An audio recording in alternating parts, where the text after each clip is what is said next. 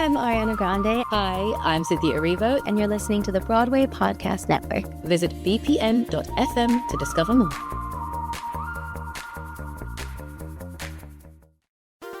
There's a cat over here. There's a cat over there. And the wrong one died. And the wrong one died.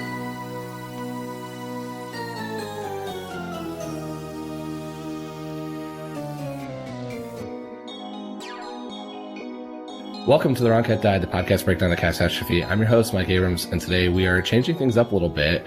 This is a two-part podcast this time, and it's a little bit different than what we've done in the past. Part one was with my amazing guests here, which we'll get to, was on their show, and then now we're going to do part two on The Wrong Cat Died.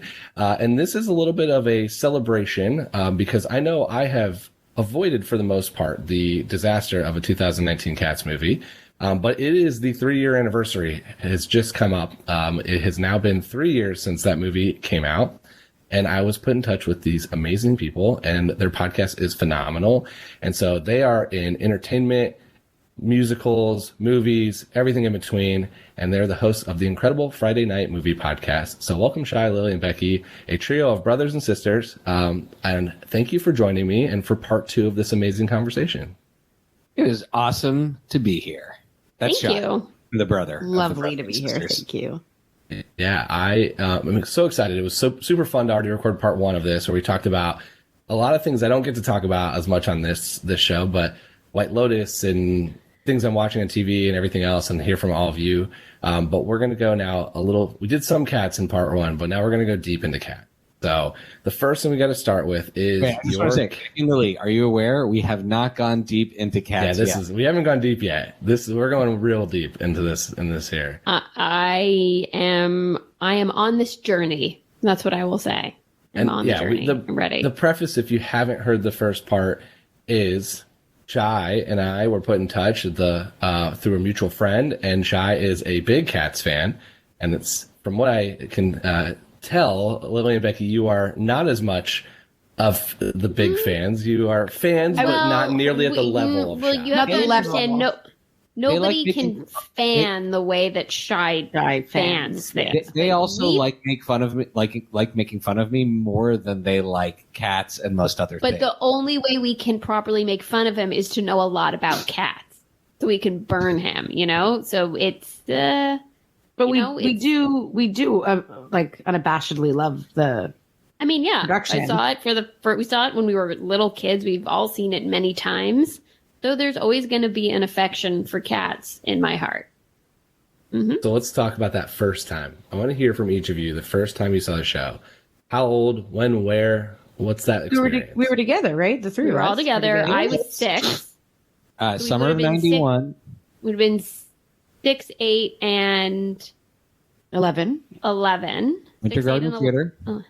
In New York on Broadway. And I mean, I remember what I wore. It was really pretty. But the most exciting part of that show was when the Cats came into the aisles. Down the aisles, and they were coming back and forth. And I guess we had a close enough seat where one of them came up to me and was being a cat with me, and I was petting her, and it was wild. I mean, I was so fully immersed, and I fully believed that these were real dancing human-sized cats. So I totally bought into it. Yeah, it was magical from before it started, and I for sure also thought they were real. And other than memory, I hadn't heard a single song, and I remember how big it felt. Every time I saw it after that one time at the Winter Garden Theater, I always ask myself, am I older, or are they just doing it on a smaller stage? Because it just felt enormous. Like all the garbage, right? And the set. Shoe. You're a shoe. And we saw the original version jobs. with the Growl Tiger's Last Stand, where the whole stage converts into a boat midway through. And so it felt so big. And the other thing was, I as a music lover, I know I love a song when I hear it and the show ends and I want to hear it again immediately. And other than memory and maybe once I'd heard Mr. Mistopheles, I hadn't heard any of the other songs. And I have to this day always loved the opener, the prologue, the Jellicle songs or Jellicle Cats, because That's incredible, when they do those windmills the first time, I mean, I guess I might have rewritten history. I mean, I guess I'm assuming that choreography wasn't the one I saw when I was 11, but when they do those moves for the first time and they storm up to the front of the stage after the quiet part in the middle, after the operatic part in the middle, it was so exhilarating, and unlike anything I'd ever seen, and I remember the bigness of it all. Mm-hmm. So you saw original Broadway.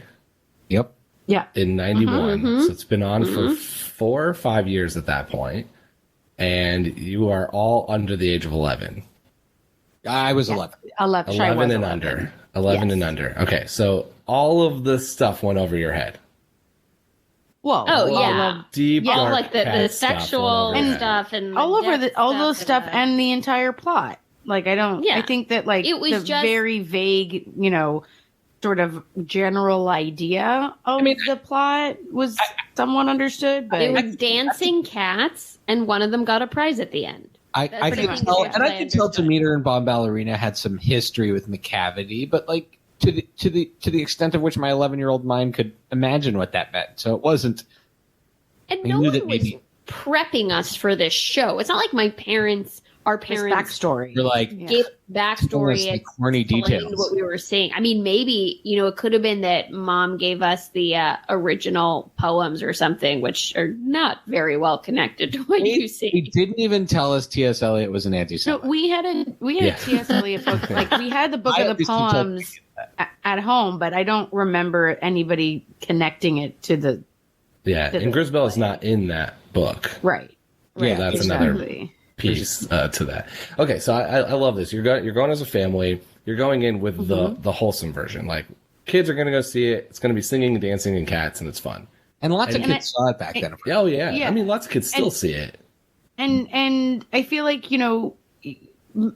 Mistopheles, or like an 8-year-old, was so, and still is. That's my favorite song. That's my favorite scene. Of course. Like, hands down. Like, it was so magical. The whole thing was so magical yeah. Mr. Mistopheles. I mean, the Delivers outfit, on the name. everything he's wearing, so sparkly. Like, that whole thing was Also, unbelievable. I love hearing too that you weren't scared during the green eyes is when they come out. That's what it's called because their eyes are flashing green through that whole section. That you weren't scared because I know that is No. as an adult it terrified me because I was not ready for it. I thought it was the best part. Aren't they just I love holding it. flashlights? No, they have. So it's basically like a mask, essentially, or at least it depends on how they did it. And their eyes flash green as they're going through, and they're just kind of going around. And the idea behind it, it seems, is like the whole point of cats is that you're getting allowed to see their experience. Like you're getting brought to witness this thing, and they almost want to ignore you. Like they don't care that you're there. They just know that you're going to be able to see their ritual this year. So I think Green Eyes is the whole point of like, here, we're going to be kind of coming with you, and then we're going to go do our thing, and you can watch. So it's the start of the show that way. Oh, that's cool. I Okay. thought it was a fun gimmick to let the little kids pet the human cats. Now, I will say, probably part my of wife- it. My wife's sister had an allergy. She's allergic to cats, but she got so anxious during that part when she was a kid and she saw it. She had a full-on allergy attack and had to be removed from the show and didn't get to True see the story. whole show. I think it's psychosomatic because there are no actual cats in a theater. Yeah. You know, that's don't what I'm know saying. those There's costumes are nothing made of. but I'm just validating Mike's point. I know of people who have gotten terrified at that point. So. Yeah, well, I mean, we had someone in 2016 got punched by a small child, basically, because a lot of time they jump out in your face. Like sometimes they are basically going out there to scare people, not like grossly intentionally, but if you don't know what's coming, and a lot of people don't, Interesting. then they come from around the corner, or they come from out, and then all of a sudden because it's dark. This is when the lights go down, and they jump up, and some people's natural instinct and was to swing. You know, I think Becky described it perfectly. When we saw it, it just seemed very like I don't know if you guys have seen The Lion King, but at the beginning of The No. Lion King, Those giraffes aren't like jumping out to scare you. they come through the aisles and stuff. I don't know now with COVID, but when you're in the theater, right? They're Yeah. so you're kind of being immersed in this. So I do think around the aisle is different than like they get like right up in people's face. Well, so the one that, at least the one that we saw as kids, like the way Becky described, it seemed just like, oh, like a cute kitty, like wow, like it was very respectful and cool, and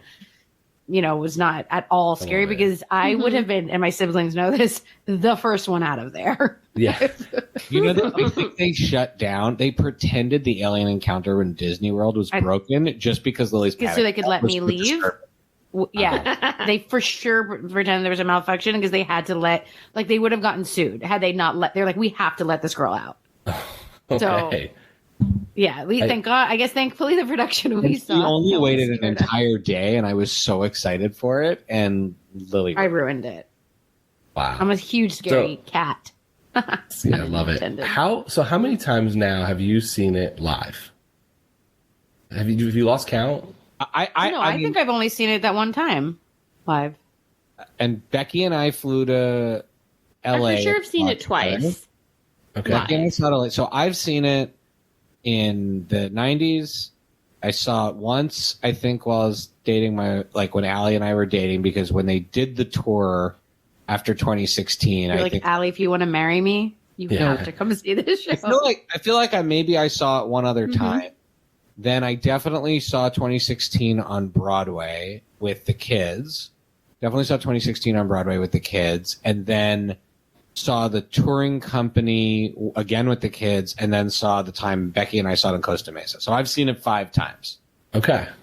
So, you outnumbered me here. 5 times is more than my 2. Plus all the times you've seen it on TV. Right. I mean, as a kid, we watched that VHS a lot. Yeah. Like the VHS. Did you burn through a VHS? I know people that have literally burned through them. I know I have 3 copies of the DVD and Blu-ray from over the years. It's because I get worried I'm going to lose it. You have 3 copies, and do you have a digital version yet? Yeah. And I could not tell you the hours that were spent listening to the tape. Oh yeah, that soundtrack as kids. That soundtrack was. We had the Broadway soundtrack, so we had the full Harry. But didn't we also have We also had the West End one, right? Well, no. So we did it. You know how I know we didn't? So we had that one, and then we had this CD that was just selections from Cats, and it had the eyes, and then it had like this little pattern, and it had some greatest hits, but I'm pretty sure there's a different memory on there, and there's a different Jellicle ball on there, because I knew that CD the most. And then when we got the Broadway version, I remember being like, the memory sounds a little different. And the Jellicle ball, the old Jellicle ball, is like very, very long. It's not just that peppy fast part, which is the one on the selection CD. And then years later, I went into one of my Cat's rabbit holes, and I bought the London version. And do you know how I know the London version? We did not grow up. Have you ever heard the London version of Mungojerrie and Rumpleteazer? The one that's in the movie is very different. It's very different, and it was brought back for the 2019 movie. And that actually was one of my complaints, a big one of my many complaints in that movie, because that was the one song when I walked out the first time seeing it that was stuck in my head. That was like pure repetition. They just say their names over and over and over again. I could not, those are the 2 that I was like, Mungojerrie and Rumpleteazer. I sang that for like a week later. And then to have that go and be the one that they just go back to the British version, which is dramatically different. I got to say, the British, I would say I'm a big defender of that movie. I love that movie. I have gone on other podcasts and defended it. Yeah. But I would say that's probably the most grievous choice. Like CGI, private part removal, Buster Jones gobbling lobster and shrimp, whatever. But I love that that's a hot take, that of all the things that are wrong with this movie, your biggest complaint is the British Mungojerrie and Rumpleteazer. Yes, because the core of Cats, or when everybody says, oh, it doesn't have a plot, whatever, the songs are great. The music is great. And that is, Mungojerrie and Rumpleteazer they're a crowd pleaser. They're a greatest hit. And they just whiffed there. That's a long, relevant part of the movie. And instead of the one we grew up with, you get the chimney sweep version, Mungojerrie and I hope you're going to keep singing throughout this podcast on other parts of this too. He can for sure. Okay, let's talk a little bit about the stage musical before we get to the movie, and I do want to spend a lot of time on the movie, so because this is going to be the rarity of like I pretty much only talked about the movie after I saw it when we went like to see it for this show. So stage version now, as adults, as experts, seen it many times, know it. If you were going to go take somebody who's not seen Cats, what would you tell them? How would you prep them for this? I have my answer because Becky and I did it. We took lawns. Yeah. I tell people, think of it like Cirque du Soleil with better songs. That's my pitch. Don't think you're going in to see Hamilton. It's not the same type of show. I say it's the most like physically and musically demanding together. Like if you combine those two of anything. But I don't, and I said, like, if you go into that with that mentality, you're far less judgmental than you have a great time. I want to make sure Act 2 makes sense. Yeah, so I agree with you there that if you go in and just appreciate the singing and dancing, it's a very different show than if you try to tie a story together. What about you, Lil? Yeah, I haven't really had to preface it for anyone before, but you don't this know is an interesting. So no, but I am taking my husband. It will be his first time seeing it. I'm going to be there for that. So I think, what he'll think of it. So my husband works in animation. Whose like job is childlike wonder. His job is creating childlike wonder, and he's particularly talented when it comes to drawing animals and the movements. Although he's really good at story, so this is a problem. He's really good at story. That's his actual job, is to create stories. So I feel like I would tell him, think of it as a study, in the physical movement of a cat. Like you're studying the movement of a cat. You're watching, humans and animal forge into one. And again, similarly to Shai, I'd say you're not like, don't focus so heavily on getting a story out of it, but enjoy the vignettes. It's really, you're there for the vignettes. You're there for the moments where you're learning about each. It's one giant introduction, right? Yeah. Yeah. But I think I've talked about it, and I've said, I start with saying this is why I asked how old you were, more or less. Because this is fundamentally from the 80s. Yes. This could not have been made in any other era. And it premiered in 82. Right? Mm-hmm. Correct? And so, early 80s. And I think that's why we love it so much. We are huge products of the 80s, but also, and why children love it so much, because kids love stuff that's like goofy and silly, and that's basically the 80s.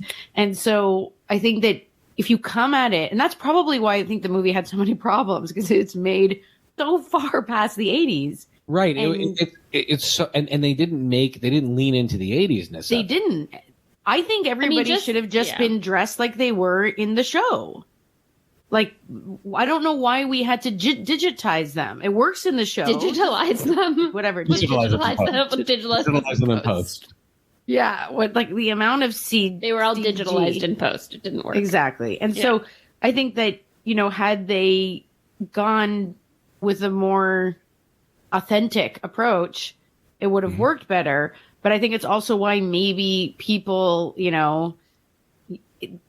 from the 2000s can't appreciate it. Right. It's the most, I think that's fair. It is the most 80s show, not as in its 80s music, as in this came out in the 80s. 80s. People.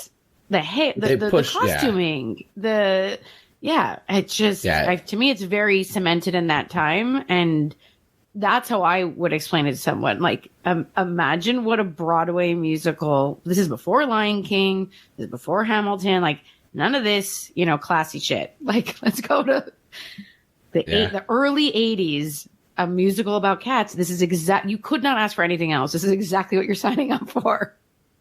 So, Becky, here's what you need to tell your husband. Mm-hmm. He's going to watch an 80s musical that is basically a cult. And so, if you try to understand, how Colts are making decisions, it'll drive you crazy because there's not a lot of logic to it. And so just enjoy watching the chaos of seeing a Colt in their element. And that's the way I would. Well, I mean, he also really loves things that are very artistic and slightly pretentious. Though if there's a way I could also spin that is that this is really such a form of, he doesn't necessarily see a lot of musicals. It's a form of very serious high art. And most people mock it because they just don't understand it. That would probably really work for him too. And he's like, oh, okay. All right. Yeah. Yeah. Something like that. I mean, if he... Plus, he was living in Russia in the things. 80s, so he missed all of the fun part of the 80s because he was a little boy growing up in Moscow. So this will be, his little window into some authentic 80s culture. And they're in Moscow. The play that they got was Cabbage. It was just a bunch of feral cats on a stage eating discarded cabbage. That's what it was. It's just a bunch of Buster for Jones. It's multiple Buster for Jones. Okay, I want to hear a little bit about like which cats are your favorites, which ones are like that stuck out to you, like who do you remember, and then who are the ones like, because there are plenty that I bet you have no idea who they even are. Oh, and for so sure. Like, Shai's the one that has introduced us.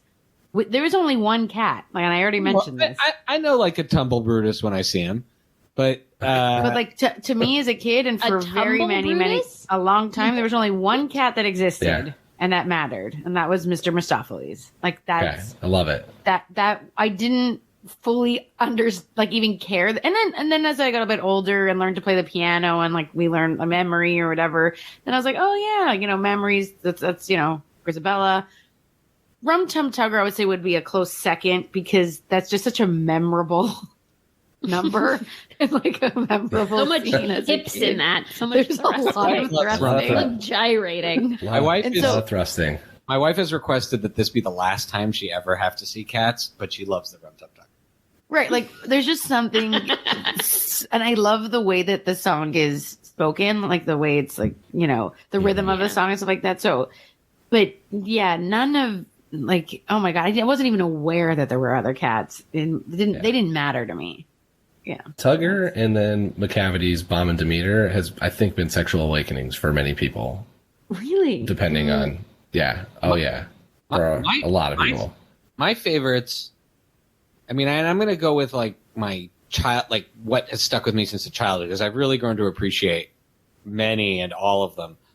But I love Mungojerrie and I love Rum Tum Tugger. And part of it is that they embody a lot of, they are the Luke Skywalker and Han Solo, the Leonardo and the Raphael, the Cyclops and the, Wolverine of the cat's world, meaning Mungojerrie, he's like the nerdier older brother who has all the responsibility. That's how I feel. And Rum Tum Tugger is the rule breaky friend, but who also is himself an important leader in the group. And one of the important like older cats. He plays he's also important. So I those two have always been my favorite. And then I'll throw in Bomb Ballerina and Demeter. They really like. I would watch like a sequel of the four of them. On some there's a lot of history with the four of them. So I think that would be, you could spin this off for sure. Yeah, I would. I mean, I agree with Lily in that Mistopheles is just, he's magical. He and there's Mistopheles and no one else. I mean, that's really at the top. But after him, I would say I love Jenny Any Dots. I love her. I get her. She, I identify with her in so many ways. I love her song. I love her vibe. So this is it's always a fun question to ask because it was Claire Camp, who was in the 2016 revival dance captain. Her party trick is that she just tries to identify your personality, and I think it's really interesting to hear. Do you pick a cat that is very much you or very much not you, and that's why you picked either or? And I think it's kind of fun because I think that's why the show is, people identify with the show so much, is there's probably one cat that they can identify with or one cat they would want to be friends with. Or like there's enough different types of personalities to go. So I'm going to give you a tip, since I think a couple of you will be seeing it in DC in January. The ones that I knew nothing about and I'm fascinated by, and if I do get to go see it as well in DC, I'm going to be watching them. There are twins, Corcopat and Tantamile.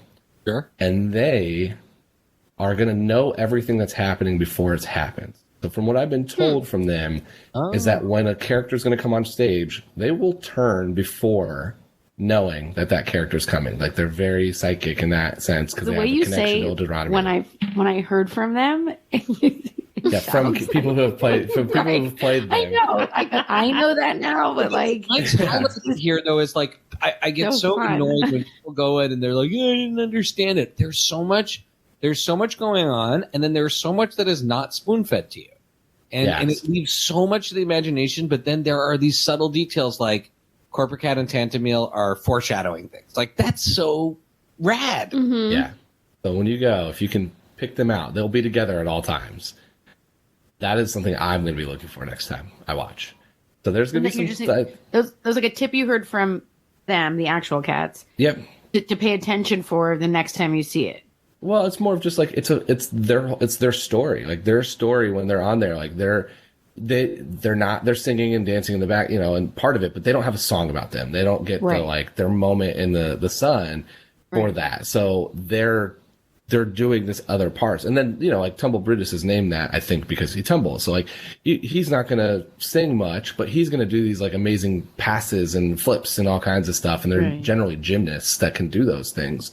So it's like they all have these pieces, but then they each also still have this crazy backstory that they've thought of, even for Tumble Brutus or especially the twins. Like the twins' backstories they're crazy because they're doing everything in sync. So it is a piece where it's like you aren't fed that. Good luck trying to pull that out if you are just watching it from the audience for one time and probably aren't going to see it again. But it's what makes the show pretty incredible. When I go and when I've seen it with other people, even though it can be annoying, I do like to point out little details. I didn't know that one, but I'd like to point out little details. I think that makes it fun. Yeah. All right, let's go to the... actually, before we go to the 2019 movie, Shai, I know you said a little bit about your X-Men theory, but I have talked... Like, we've done a lot. We did it on your show where we compared cats to different shows and different characters. We did White Lotus on your show. I want to hear your Cats X-Men theory. Like, how did these combine? Give me the whole detail. Okay, so I have always imagined, and I actually like really want to work with an artist at some point to like literally like do this. But to me, the tribe of the cats has always fit beautifully with X-Men.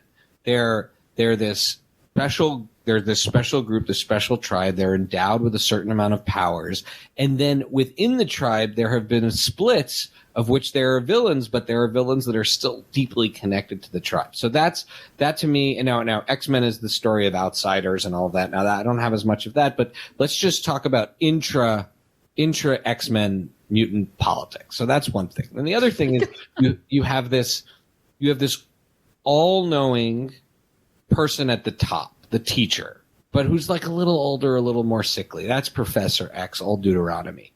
Right, a little bit psychic, all-knowing. Right, that's exactly. Mm-hmm. Then I've said it before. Mungojerrie is 100% Cyclops. He's the guy who's in charge when Professor X gets taken away. He's the one who has to make the tough decisions. He's a little bit hard on Grisabella early on, but in the end, his heart softens. And when it goes time to throw down, and he's got to go fight, and the cats have to be protected. He's in there sacrificing his body against Macavity.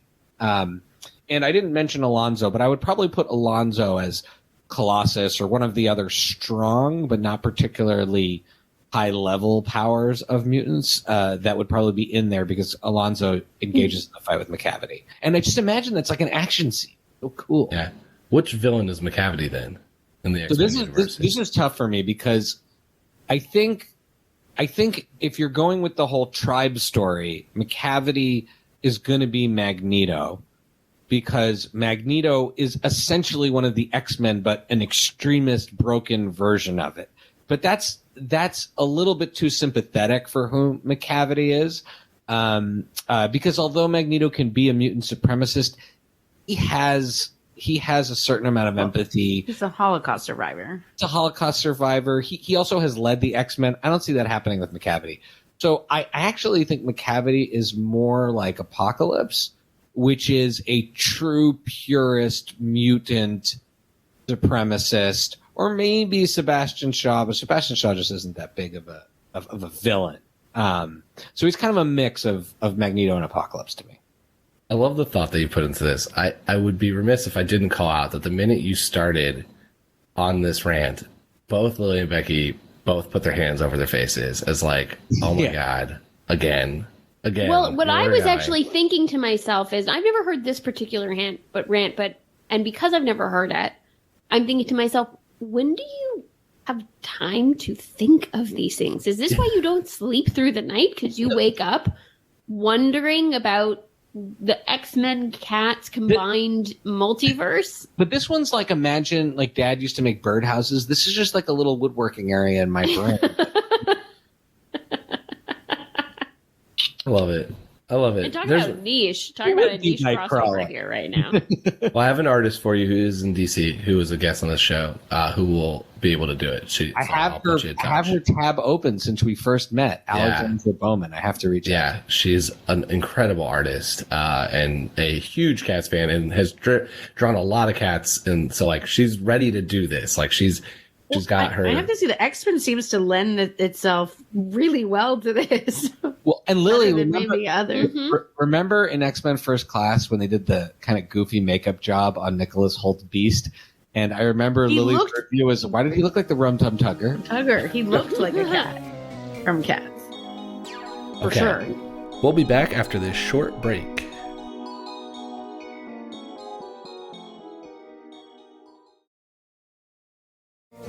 Let's go to the 2019 movie to celebrate, or if we're going to call it celebration, 3 years. 3 years since this movie came out. Mm-hmm. When did you see it? Did you go see it in theaters? Like, what was your experience with? I saw it. I live in Spain, so it hasn't come out yet. This came out right after. It's still not out yet. My second was born. Yeah, it came out the same week as the Star Wars movie. No, not only that's did a real I see smart it, I had publicity strategy. Yeah. Wait.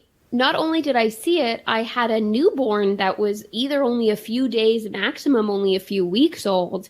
And I believe I left her, I think she was maybe 5 days old. Like, when did it come out exactly? Well, and I believe December 16th was the first. So she was 2 weeks old. Started, I think. She was 2 weeks old, maybe 3 weeks by then. And I remember leaving her at home.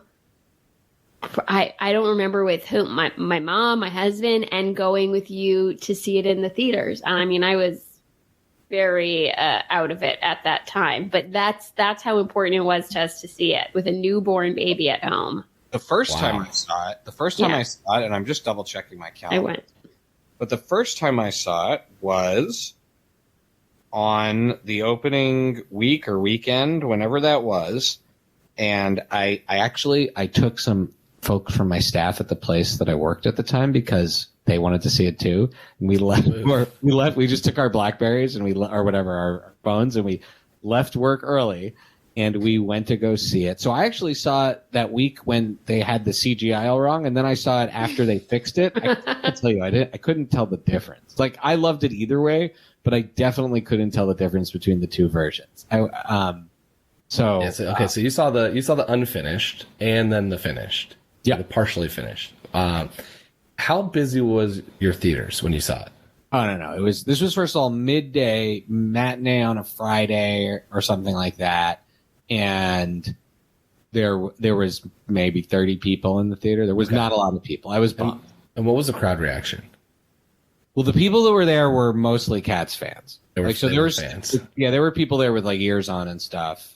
And then the people were fans of Cats also.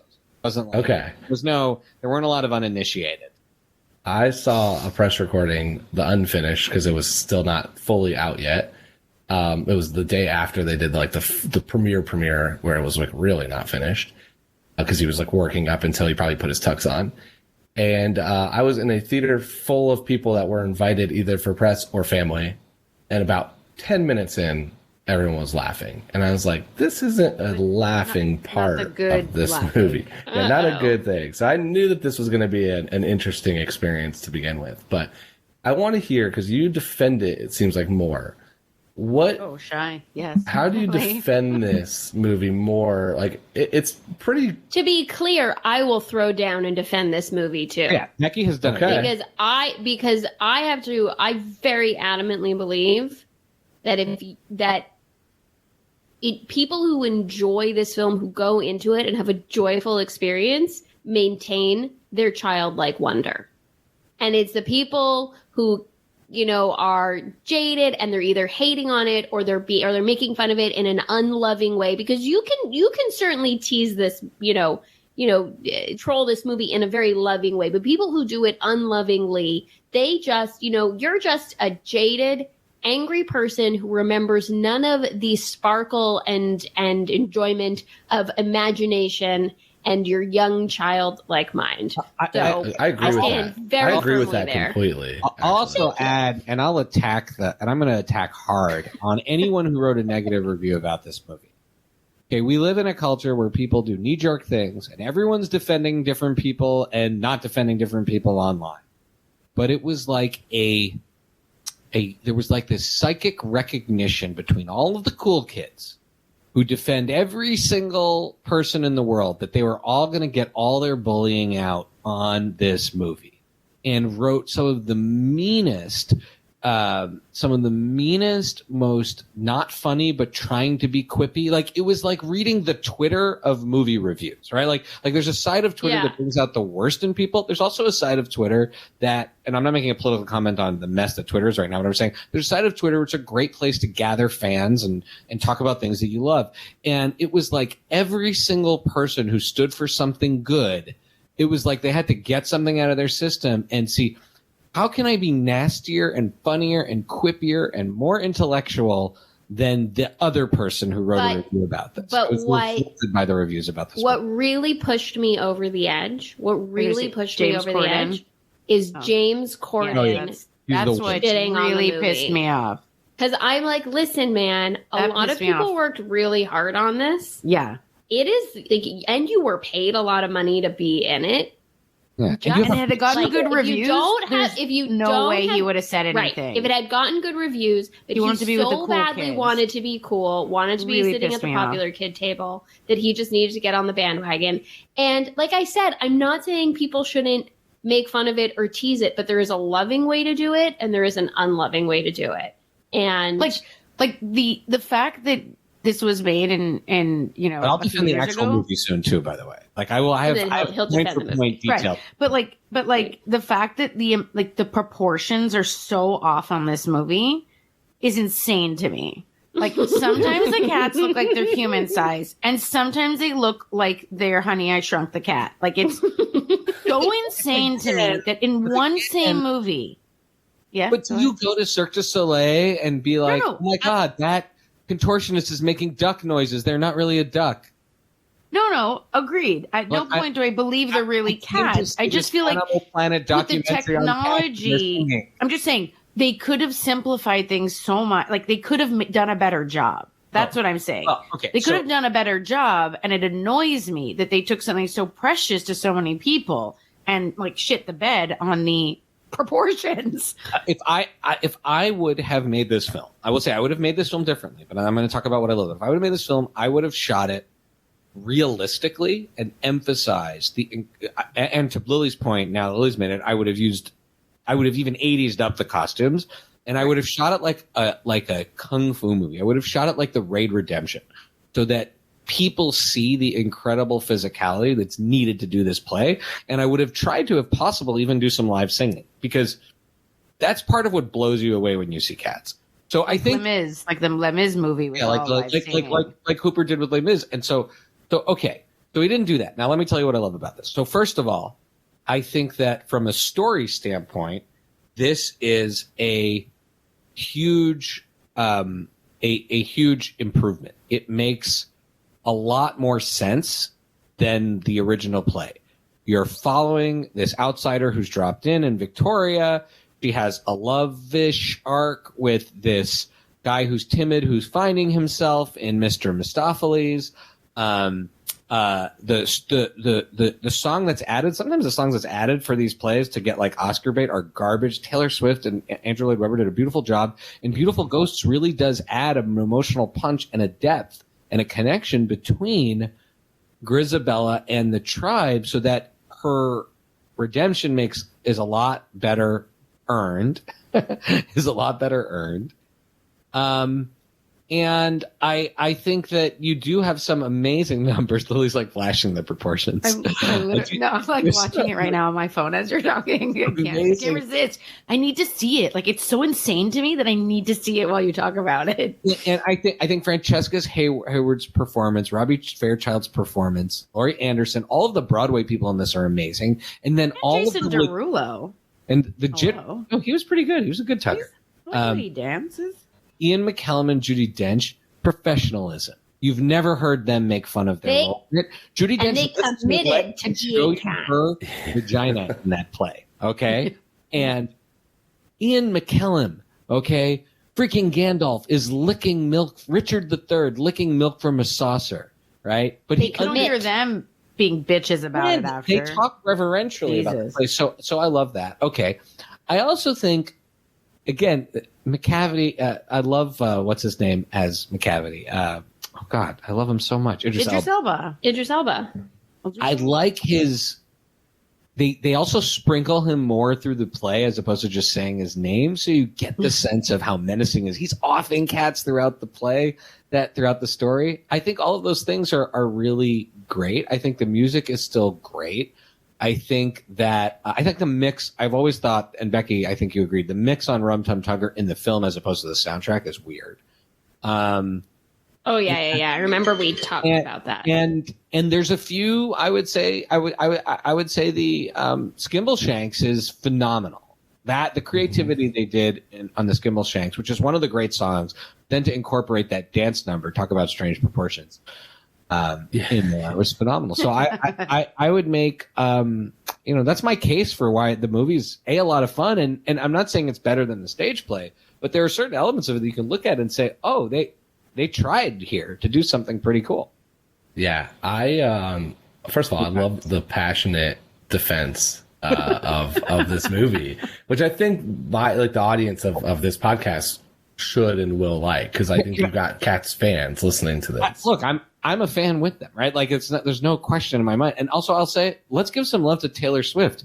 She can do anything she wants. She's about to direct a movie, right? There is a scandal with Ticketmaster in her tickets. Nobody's mad at Taylor Swift. That's where she is in her career as a performer, as a songwriter. And she was just so excited to be a cat.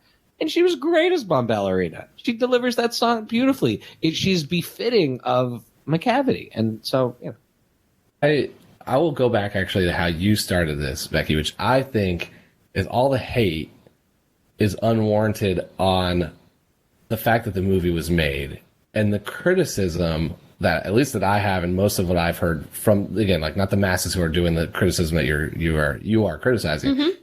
I have like fundamental issues with how he edited this movie and some of the decisions made. Well, not that the movie was made. Right. I think you should be able to criticize some insane choices about the film. 100% loving and appreciating cats. It's not the cat's fault. This movie is bad. Yes. Sorry, you got $100 million and you got really, really talented people. Right. Like, and you couldn't see that. Like, people. I just think about all the dancers, like you said, Robbie Fairchild and sorry, right name. You had the twins. You had the twins that were in it. Like the famous dancing. I forget their name. They're French. Like those two guys were in it. There's so many incredible dancers, and I don't think I saw a single thing they did because it was just jump cut after jump cut after jump cut after jump cut over. You're missing the sort of ensemble. It needed, and that's why Skimbleshanks worked so well, because it was the only time that they zoomed out and you could actually see the choreography. You also have an incredible choreographer in Andy Blankenbuehler, who did the 2016 revival, who did Hamilton, who did all these other things that did really what I assume is really amazing choreography, but I wasn't able to see most of it. So I think if somebody goes into Tom Hooper's archives and pulls the raw footage, you can make a good movie out of this. The more I think there's a really good cut. Better than a butthole cut. Yes, there is an edit where you can zoom out and see a lot of the dancing, a lot of the choreography, and a lot of stuff that was done. And you got some of the good decisions with the storyline of making Victoria you're able, because most people aren't going to be able to see. And they added some like actual spoken lyrics, which is not in the play, which is just not done there. So they added that. I liked McCavity being the villain. Like there's a lot of decisions there. There was some weird stuff, like everything that Rebel Wilson did was a little strange. I also didn't like the Mungojerrie and Rumpleteazer British version. Yeah, that's the I thought. Well, my biggest is actually turning Mistopheles into this shy, nerdy, weird character. I didn't like emo that. Magical, big. Right. Mistopheles. Yeah, I just didn't like that didn't one. Make sense. Laurie Davidson. I keep saying Laurie Anderson. Laurie Anderson, by the way, I just want to be clear. Laurie Anderson was married to Lou Reed. Laurie Davidson is who played Mr. Mistopheles. So I think there is a movie there. I have been surprised at how quickly everybody, including Andrew Lloyd Webber, have disassociated themselves from it. They have all taken a step back. And I think they made, as someone who works in marketing and behind the scenes of like this, they made errors all the time. The trailer launched the same day Top Gun's trailer launched. And the movie launched the same day as the Star Wars movie. Right. So if you're going to put $100 million into a big Universal project that has that many big names tied to it, like give it its own weekend. Like put it up for success. Absolutely. Has he made a movie since? No, right? Tom Hooper, I don't know. No, that's your all wheelhouse more than mine. He's not touched cats since. Mike, you put up I love all the meme and comedy stuff you do about the show because it's loving. It's right. It's what Becky described as it's the loving kind of humor. But there was a great bit about when DC. You said that when the DC movies weren't coming out, when they canned this Batwoman or Batgirl movie or something, and then put up a headline that said Tom Hooper says what? You can just not release a movie. I thought that was I remember texting that to you, Shai, and being like, "That's amazing." Thanks to Alexandra, who her and I both write for the Broadway Beat, and that was one of my Broadway Beat stories, which is essentially the Onion for Broadway. It's a satire publication. It's hilarious if you like. They have very funny stories. A lot of it goes over my head though. Like half the stuff that gets pitched, I'm like, I don't understand it's like I didn't do theater growing up, and I know some of the shows now being in New York, but they pitch these things, and I'm like, I don't understand that joke. But I think that's that great. Was mine. I think that's great. Yeah. I feel like it's really fresh and awesome to have someone who's not like been obsessed with the world of musical theater since they came out of the womb, and to kind of see it with fresh eyes and to call shows on certain things of being like, wait, but that doesn't make sense. Yes. And that is where my most recent one for them was there's a show called Ohio State Murders, a play that just came out called Ohio State Murders. I couldn't tell you what it's about, but my headline joke is being a Midwest, I went to Indiana University, Big Ten football, Big Ten basketball. So I was like, it's the Ohio State Murders. And so I wrote a whole story with football jokes and Midwest jokes about the Ohio State Murders that came out a couple weeks ago. Looks like it's the name of a podcast turned into a musical. Yeah, exactly. Okay, to end us here, let's do some rapid fire. And I want to hear from each of you. You have to answer all of these questions. So the first one is if you could play a cat for one night in the play, who would you want to go on as, and why?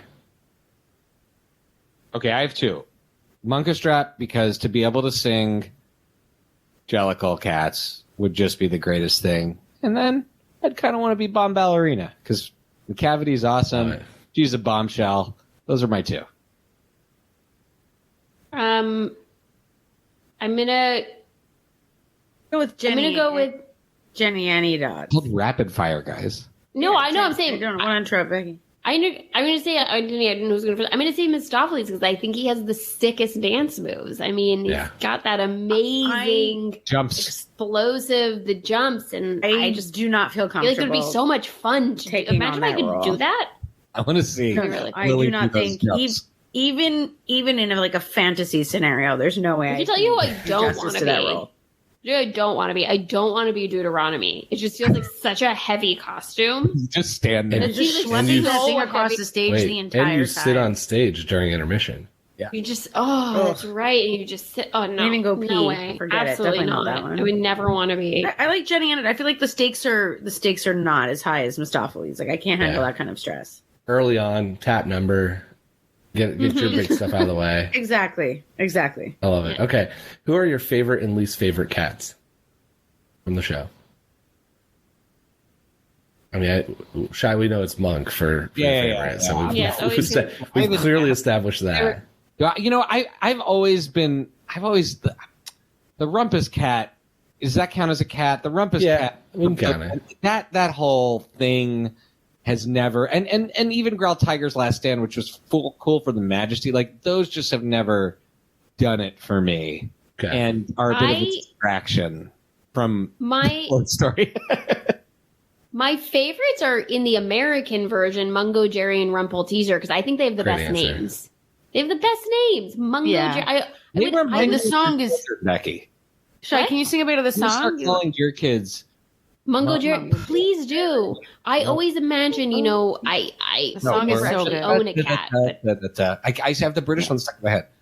I just think they are so funny. They're such a good team. Their American version of the song is fantastic. And they have the best names. They're my favorite, for sure. I now want to call your kids Mungojerrie and Rumpleteazer, Becky, because they actually, I think, might be them. I guess my least favorite is McCavity, because I don't understand why he's so mean. Yeah, McCavity's why is definitely he so my least evil? favorite. He's broken every human law. Every human law, whatever that means. Law. Yeah. So he's definitely, as a kid, he was for sure my least favorite, and obviously my favorite is Mr. Mistopheles. Okay. Favorite song in the show? Mr. Mistopheles. It doesn't have to be Mr. Mistopheles. Prologue, opener. Okay. Yeah. And Jellicle, like I've sung to myself both of those too many times. Yeah, maybe Jellicle. Jellicle probably. Like that one. The opener is the opener. The is the best song. The opener even beats Mistopheles because you just like when you hear that music, you cannot help but get excited. Don't you you want to do pirouettes around your living room if you're windmills. It's so good, so jazzy. Amazing. So good. This is I love that. Just keep going. For the naming of cats, though. The naming of cats. Okay. That's not a very common answer, actually. Not a dog. I mean, Heavenside Lair into naming of cats is like, that's your night swimming, find the river. He's gonna like deep cut you with that kind of stuff. So we didn't get into this podcast or even last one, but I've listened to your show a lot, and I know you all are very good cooks, and you talk about cooking a lot. So which cat do you think would be the best cook?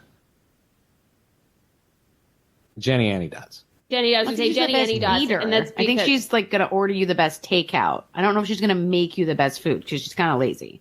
That's a good call. But she's going to be the best ordering at a restaurant. No, but she's going to have the best standards of what she's willing. She's not going to eat. Who is she going to choose to cook from her? Not a Skimbleshanks. You think he's eating well on the railroad? I don't think so. No. He's eating airplane food. I'm with you, Jenny Annie Dots. Exactly. It's got to be Jenny Annie Dots. I think it's Jelly. I think it's Jelly Loram. I think she's the caretaker. Okay. Jenny Annie's going to her. Yeah. For a good meal? Okay. For a good Or Bust for Jones, because but I think he's on the eating side too. Yeah, he can. He's on the eating side. He has other people. Okay. So we talked a little bit about this in part one, but I have argued not for Grisabella to be the Jellicle choice. And so I want to hear your defense for Grisabella or who you're going to send to the Heaviside Layer and why. Grisabella, beautiful ghost. That's my defense. I'm defending her. Like I said, I just feel like there's this sort of, I love the misdirect. I love the like, oh wait, is it really going to be her? And like, she really didn't believe it was going to be her. And I like the sort of coming back from being ostracized. She looks so dirty. Like I emphasize that I feel like she is the one that really needs to just be like going to the groomer in the Heaviside Layer, getting her hair done, in a bath, relaxing, and just, enjoying watching everybody from above. I love that you have the Heaviside Layer being like a salon. Like, yeah, we're gonna go up there, get pampered, cat spa massage, in the sky. Yeah. I'm gonna send Gimbleshanks because hot take, I don't like his song. I don't think he brings much to the table, and I'm fine with him moving on to the next realm. I don't need to hear him next year sing that. You're seeing the Heaviside Layer as more of a punishment. No, I don't see it as a punishment. Fine, he gets the reward, but I'm also rewarding. In season 2. I'm also rewarding everyone in. See, the thing about if you send Gus, people are going to be really sad because he's so beloved, right? But I think Skimbleshanks, no one's going to miss him. Go. Take your little railroad, outfit with your buttons, with your shiny buttons and your mediocre song and get out of here. That's what I think. I don't want to hear it again next year at the Jellicle Ball. This is going to be a hot take. And I can tell you that because I called Skimble the weird uncle. And I got a lot of criticism for calling him the weird uncle. Everyone's like, "Oh, he's the fun, great. Everyone loves this song." They're coming for you. But my at FNM Sisters Instagram. My animosity for Skimbleshanks stems from when the first time I saw it and they make the train on stage. Whoever, and it's not Skimbleshanks, but I associated this with the song. Whoever points the light into the crowd pointed it it was like, "I'm going to hit you," and pointed it right at me. And I was like blinded by it. And so I was like, I don't like this cat. I don't like Skimbleshanks. Forget that guy. And I've grown to like him now much more because it is a fun song. It's like a very upbeat. I've been trying to get it into like a bunch of other things. I think it's, there's a lot of other parts to that whole thing that's kind of strange, but it is pretty cool to watch them build a whole train on stage too. It's pretty cool. But yeah, you're gonna get. I won't disagree. But you're saying that is cool. So I'm thinking of. I agree that that's a very cool aspect of it, but nothing in the movie version makes me want to keep Skimbleshanks around for another Jellicle Ball. So you're choosing Skimbleshanks? No. Yeah, I'm sending him. No, but Mike hasn't said who he's sending. I am going to send, I think for this episode today, I'm going to send, actually, let me think about this from the movie angle. So in the movie angle, I think it's hard to argue Gus because he doesn't, he kind of plays more of the, I'm in there. Right. I think the movie version, they do write it with a lot more story for Grisabella. I like the let's get Skimble's movie version out of here. I think in the movie version, I'm going to editor of the movie. I did the edit. Yeah, Tom Hooper. We're going to send Tom Hooper out. I'm going to get rid of Mungojerrie and Rumpleteazer because I need them to go up to the Heaviside Layer to become Americanized back. To come back. To be reincarnated to come back with the better song. Come back with the better version. That's great. Or Mistopheles. I need to send Mistopheles up to go get his magic back or something. Those are the two. I want to send the ones that I think that was a very weird choice. Yeah, with Mistopheles. It's a very good point. So that's who I'm taking. Okay, this has been amazing. How can one is how can people stay in touch with you, find your podcast, and then two, I know you're up for an award, and I want people to vote for you. So how can they do that? Two awards. Two awards. 2 for 1 with the answer at Fry Night Movie at FRI Movie on Instagram, and there in the link in bio, you can go vote for us. We are nominated for 2 Signal Awards. Overwhelmingly, amazingly, we are our limited series that we did on Lily's infertility journey. Doesn't have much to do with TV. In a limited series, and in the category, it's just us and Conan O'Brien. So if you go and you vote for us, you're really helping the little indie podcasts out there, making a statement for indie podcasts. And then we're also in another category with a whole bunch of other podcasts for best buddy hosts. And we're losing a lot in that one to I can't repeat the name of the podcast that's beating us, not because of I don't know what your profanity rules here. So we're losing whatever you want. It's a show about an orgy. Very right now to a podcast called Fuckface. So which makes me feel bad about myself. They must be awesome, but we're losing. Wow. And then you can follow me at Pancake and the number 4 table on Instagram. And Lily and Becky, where can people follow you? At FNM Sisters on Instagram. Amazing. And you're anywhere you can get podcasts, right? Anywhere you can get podcasts. All the podcast places. All the podcasts. Yeah. And if you go to the episode before will be part 1, and these two conversations work well together. So if you listen to this, go back and listen to part 1 as well, and all the other amazing episodes that you've done. I'm a fan and listener and love your show, and so it's super fun to have you on. So thank you again. Thank you so much for having us. It's awesome. super fun. And thanks everyone else for listening to this episode of The Wrong Cat Died, the podcast breakdown of the Catastrophe. To follow along, you can subscribe on Apple Podcasts, Spotify, Stitcher, or anywhere else to listen to podcasts. Follow us on Twitter, Instagram, and TikTok at The Wrong Cat Died, or check out our website, thewrongcatdied.com.